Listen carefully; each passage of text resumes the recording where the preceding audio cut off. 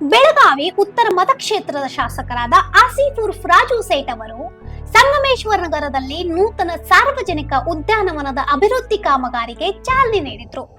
ಹಿರಿಯ ನಾಗರಿಕರು, ಕುಟುಂಬಗಳು ಹಾಗೂ ಮಕ್ಕಳಿಗೆ ಅನುಕೂಲವಾಗುವಂತೆ ಉದ್ಯಾನವನವನ್ನು ಅಭಿವೃದ್ಧಿಪಡಿಸಲಾಗುತ್ತಿದೆ. ಆರೋಗ್ಯ, ಮನೋರಂಜನೆ ಹಾಗೂ ಸಾರ್ವಜನಿಕರ ಸಾಮಾಜಿಕ ಚಟುವಟಿಕೆಗಳಿಗೆ ಉತ್ತೇಜನ ನೀಡುವ ಉದ್ದೇಶದಿಂದ ವಿವಿಧ ಸೌಲಭ್ಯಗಳನ್ನು ಕಲ್ಪಿಸಲಾಗುತ್ತಿದೆ.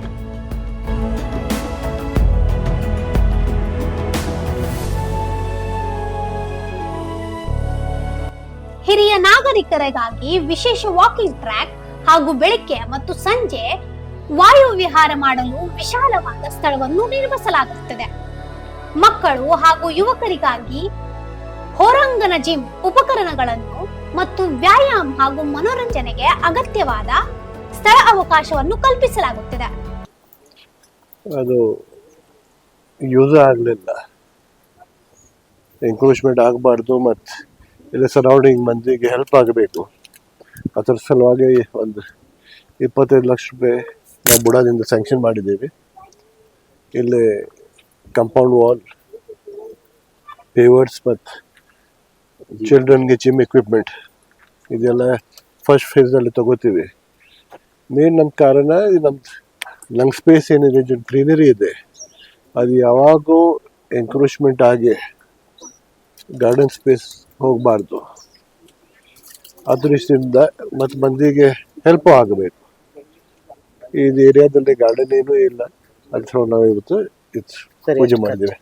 25 ಲಕ್ಷ ರೂಪಾಯಿ ಬೂಡಾದಿಂದ ನಾವು ಸ್ಯಾಂಕ್ಷನ್ ಮಾಡಿದ್ವಿ. ಸರ್, ನಿನ್ನೆ ಅಧಿಕಾರ ತಗೊಂಡಿದ್ರು, ಇವತ್ತೇ ಬೂಡಾನ ಕಾಮಗಾರಿ ಚಾಲನೆ ಮಾಡ್ತೀವಿ.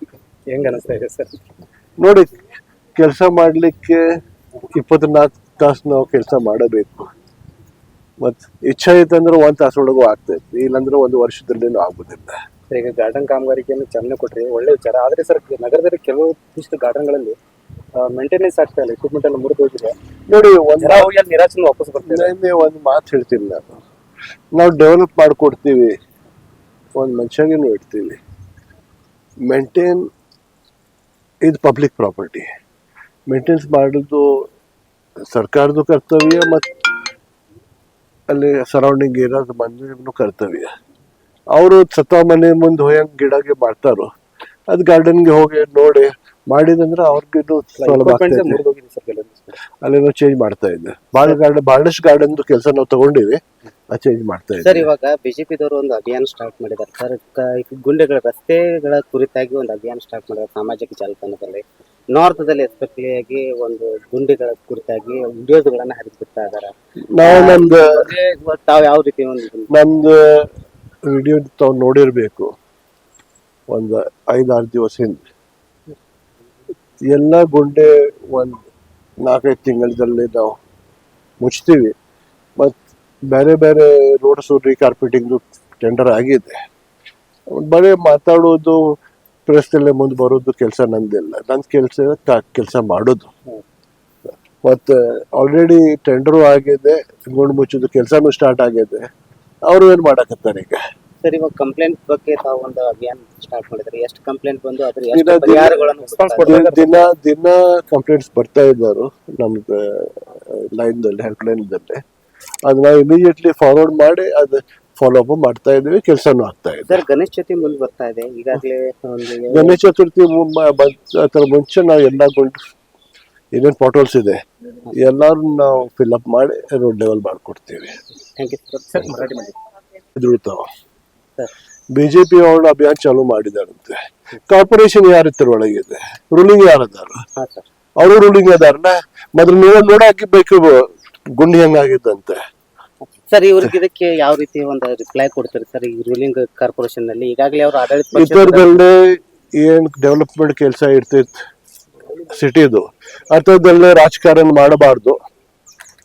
ಎಲ್ಲಾ ಕೂಡ ಒಕ್ಕಟ್ಟಾಗಿ ಕೆಲಸ ಮಾಡೋದು. ಬರೀ ಗುಂಡಿದೆ ಅಂದ್ರೆ ಗುಂಡ್ ನಾವು ಮುಚ್ತೀವಿ ಅಂದ್ರೆ 2 ಫೋಟೋ ತೋರಿಸೋದು. ನಿನ್ನೆ ನಾವು ಡಾಕ್ಟರ್ದು ಒಂದು ಮೆಸೇಜ್ ಹೆಸರಲ್ಲಿ ಬಂದಿತ್ತು ಫೇಸ್ಬುಕ್ದಲ್ಲೇ. ಅವ್ರು ಒಂದು ಲಿಟಿಗೇಟೆಡ್ ಪ್ರಾಪರ್ಟಿ ಮೇಲೆ ಲಿಟಿಗೇಟೆಡ್ ಪ್ರಾಪರ್ಟಿ ಇದೆ, ಅಲ್ಲಿ ಕೆಲಸ ಮಾಡ್ಲಿಕ್ಕೆ ಸ್ಟೇ ಇದೆ, ಅದು ಪ್ರಾಪರ್ಟಿ ಮೇಲೆ ನಿಂತು ಅವ್ರ ಗುಂಡಿ ಇದೆ ಅಂತ ಹೇಳಕತ್ರು. ಅದ್ರ ಏನ್ ಹೇಳಿಲ್ಲ ಅವ್ರಿಗೆ. Thank you.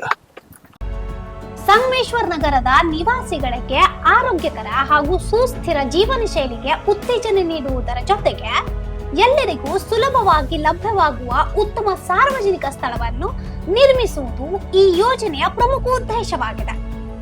ಈ ಉದ್ಯಾನವನದ ಅಭಿವೃದ್ಧಿಯಿಂದ ಸಂಗಮೇಶ್ವರ್ ನಗರದ ನಿವಾಸಿಗಳಿಗೆ ಆರೋಗ್ಯ, ಮನೋರಂಜನೆ ಮತ್ತು ಸಾರ್ವಜನಿಕ ಚಟುವಟಿಕೆಗಳಿಗೆ ಅನುಕೂಲವಾಗುವ ಸುಂದರ ಹಾಗೂ ಸುಸಜ್ಜಿತ ಸ್ಥಳ ದೊರೆಯಲಿದೆ. ಇಂಥ ಇನ್ನೂ ಅಪ್ಡೇಟ್ಗಳಿಗಾಗಿ ಫಾಲೋ ಮಾಡಿ ವಾಯ್ಸ್ ಆಫ್ ಇನ್ಫಾರ್ಮ್ಗೆ.